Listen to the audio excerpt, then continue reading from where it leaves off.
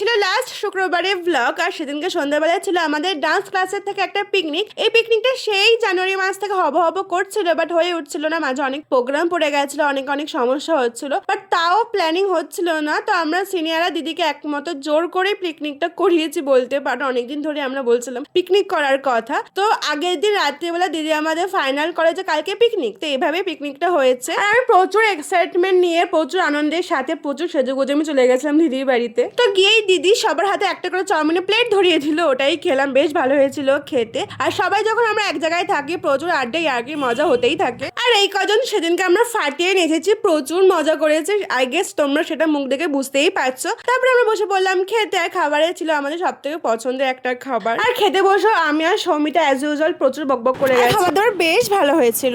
আজকে আমাদের ডান্স ক্লাসের পক্ষ থেকে পিকনিক ছিল, খেয়ে এখন ভিডিও করছে। আর আজকে আমি আর সৌমিতা প্রচুর খেয়েছি, 3বার বিরিয়ানি নিয়েছি, 3বার মাংস খাইনি। ও আমার পাল্লা পড়েছে, হ্যাঁ মজা পেয়েছি। বেশ ভালো সন্ধ্যাটা কাটিয়েছিলাম সেদিনকে। তো চলো আজকের মতন বাই।